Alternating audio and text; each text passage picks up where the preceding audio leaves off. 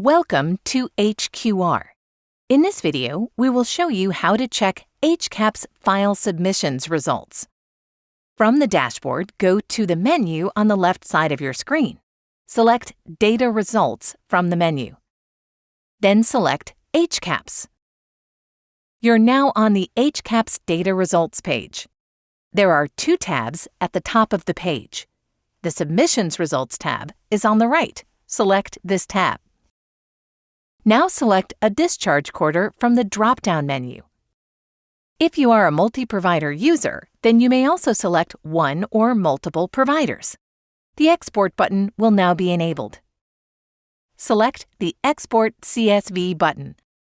Your CSV file will be downloaded to your browser. Open up the CSV file to view the data. And that's it.